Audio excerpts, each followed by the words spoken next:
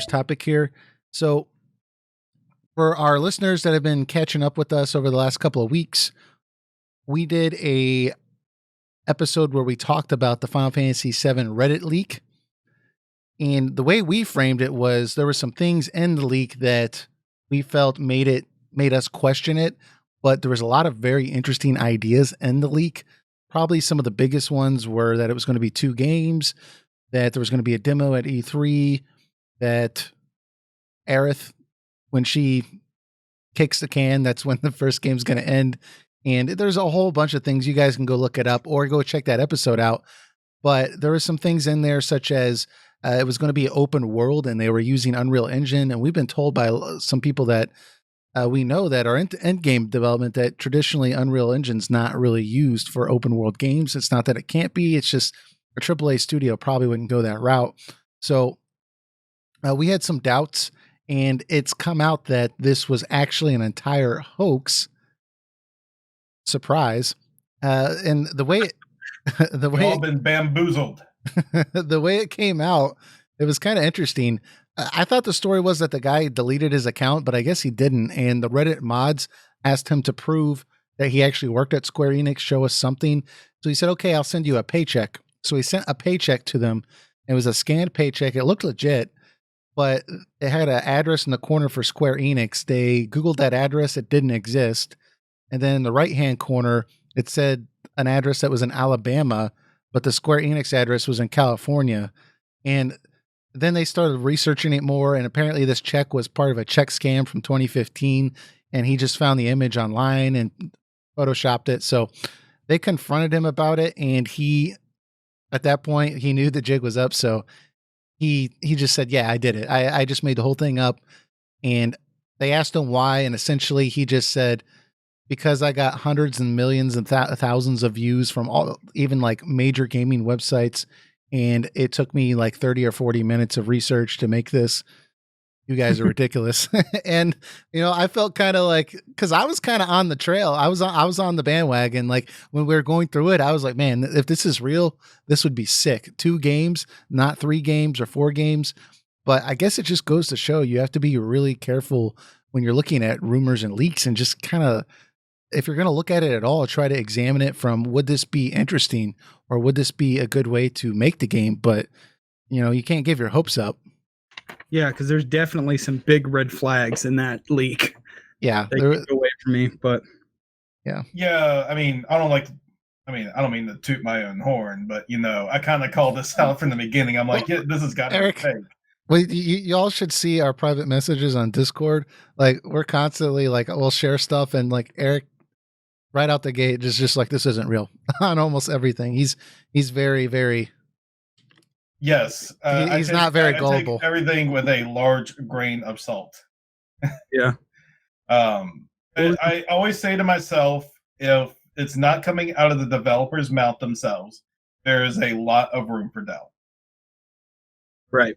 And the cynical side of me says that, then the fun side of me is like, wow, I really hope this is real. Yeah. What was the first big red flag for you? I think, well, I was going to say with me, it was when I saw that it was going to be an open world game, because I'd already seen a couple of different YouTube videos and articles discussing this idea. Could the Final Fantasy VII Remake be an open world game? And everything I've read and seen, people said they seriously doubt it because they're using Unreal Engine, and that's just traditionally not used for open world games. And I know there might be some hardcore Unreal Engine person in the comments like, well, they're making them right now. I Googled it. Apparently they're coming out with like tool sets and such to try to help development of those games. But all in all, from what I've seen, this isn't something that you would use on a AAA studio with the kind of resources that Square has. They could really use almost anything they wanted. So it didn't line up. Not to say that it would totally cast it out and say, you know, this isn't what they're doing. Cause I personally thought that if they were going to make it open world, it would be more zone like Final Fantasy 12 or something like that, where it seems open world, but it's not really. But that was probably the first red flag for me. Eric, what did you think?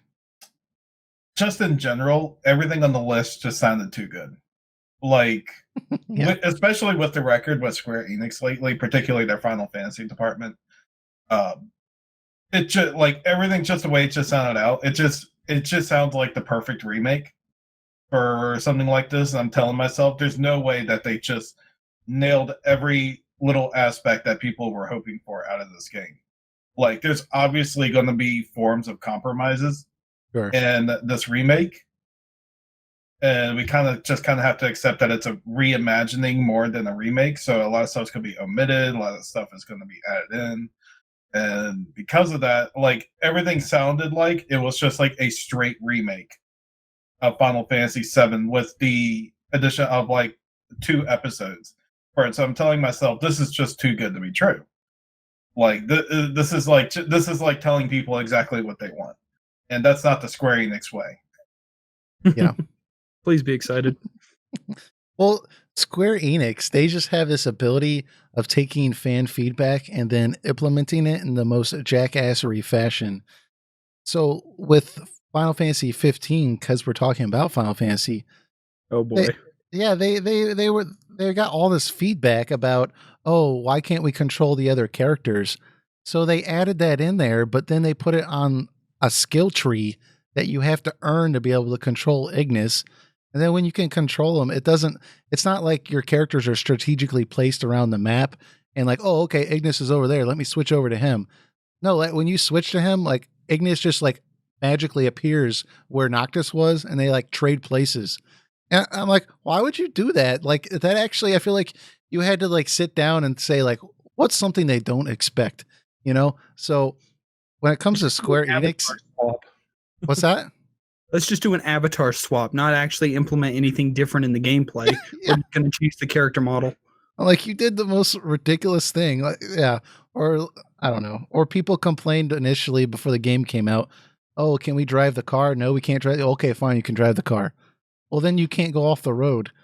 You know, so Square Enix just can't give you something. There has to be something on top of it. They have to do something in their own unique way. They just can't hand you something. They're like, okay, we'll give it to you, but you have to go do this first. And as much as I love Final Fantasy 14, it's a little guilty of this too. Like, sometimes there's like features that should be implemented right from the get-go, like in the game, but then like they hide it behind a quest instead. Yeah. Like, you have to do the quest and activate it. Now, granted, they're not hard quests usually, and they probably take like a few minutes, but it's like, why do you do that to begin with? Just add it into the game. And then like FF15's the same way. Conceptually, you should have been able to control all 4 of these characters. But no, you have to earn them. You have to earn your way to making this a somewhat fun game. Yeah. So, but going back to the leak, though, I think one of the things that propelled this was the Final Fantasy 15 leak that came out. I was about to say last year, but right before that game came out, maybe 6 months before, there was another leak similar to this one, where it was a very detailed, long leak, and a lot of people didn't believe it. And after the game came out, people went back and looked at this leak, and the person that leaked it, like, everything was exactly how he said it was. He was even describing like the ending cutscene, and it was just verbatim exactly how he said. He was even going into like the lore of the game before the game came out. Oh yeah, Nomura's original ideas. Yeah. Yeah, and so like people, I think, were referring back to that and thinking like, "Oh my God, is this another one of those leaks? Because this is so detailed, and this seems like this could be real. I mean, it could be 2 games. It could end at Aerith's death. I mean, this makes sense, you know." So, but yeah, people got all excited. I think Square could benefit off this though, because if they come out at E3 now and say, "Yeah, it's 2 episodes," I think instead of being pissed off, people are going to be happy, because they're going to be like, oh, it is like the leak, you know? I think that kind of turned the tide for them a little bit, maybe. So. It could. It's just we have no idea the scale of this or the pacing, which is one of the red flags for me. You're going to end it the exact same way the disc 1 ended, and disc 1 is the longest disc of the 3. Mm-hmm. It seemed way too good to be true. There's no way it's just 2. I'm thinking 3. This 3 is basically the very end of the game. Go fight Sephiroth. That's disc 3. Well, you still have more side quests Ray. get open. But yeah. And you got like all the end game content, but that's not really. You don't have to do that. Yeah. Here's the thing about FF7 also is after Eris's death in the disc 1, there's a story to be sure between that and when Cloud hands the materia over to Sephiroth, but there's a lot more downtime during that. So if they made a second part of the game, they would have to add a lot more to make it a worthy second game if they're doing like 3 episodes. Yeah. So, that's what I'm thinking. If they're supposed to be full games too on top of that. Yeah. I'm thinking first disc can end anywhere from Midgar to Gold Saucer or maybe even Nibelheim.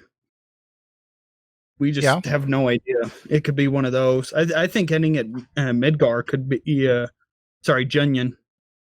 Right after the first Genova fight. Have the right after Yeah.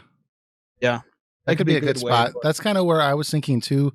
Maybe end it right there, because then that way you kind of had things closed off on that continent a little bit. I know you can get over like the rivers and such, but you don't have access to the buggy and stuff like that at that point. So that might be a good way for them to kind of just hit it right there, let you explore that entire continent. And it would give you access to the chocobos, give you access to, a couple different cities, I guess 3. I mean, that's kind of 15 size, Final Fantasy 15 size. And, it's got some of the best moments in Final Fantasy 7 in that first, couple of hours. It does look like they're padding it out quite a lot. So I don't think that's unreasonable. So. I mean, I just feel like I really need to see the game, like everything in action, because we still only know just about as much as we did from the last trailer, besides like some combat aspects. Yeah. And such, but I don't know, man. When I read that leak, that was the first time the idea of ending it at Aerith's death actually appealed to me, because we brought up the idea that, typically RPGs have a 3-act structure, and, by the end of the game, you have to go through this big dungeon and you got this boss fight, and it's got to be an epic boss fight, and the stakes have to be high. And I was just thinking, well, I mean, the City of the Ancients, that might be a good last dungeon. That's actually somewhere where it's kind of a pain in the butt to get through. And, there's some good bosses in there and some pretty epic things happen after that. So I guess we'll find. Now, what I like about the idea of the leak was to make it 2 episodes. I mean, it's very ideal for Eris's death to be like the perfect cliffhanger for the first game. Yeah. Like it's like a bittersweet type ending, and you want more from it after it, so it makes people more and like anticipate more. Right. Like the second game. And if the second game was like the rest of like disc 2 and 3, then I think that would be a good send-off point. Yeah, sure. But anyways, if y'all want to see our full discussion regarding that, we did a whole basically 40-minute discussion on that leak. As you can tell, there's still, I feel, some really good ideas, and I keep calling it a leak. I need to stop calling it a leak. What are we going to call it? A hoax? A fake leak? Okay, there was some really good thoughts in the fake leak that this guy came up with. Some interesting things to consider. So if y'all want to go check that episode out, it was about 2 episodes ago. But just keep in mind that this leak did come out to be fake. So we're not trying to push it anymore, obviously. About 2 weeks left, folks. Just got to hold off for 2 more weeks till Square Enix gives you very vague information.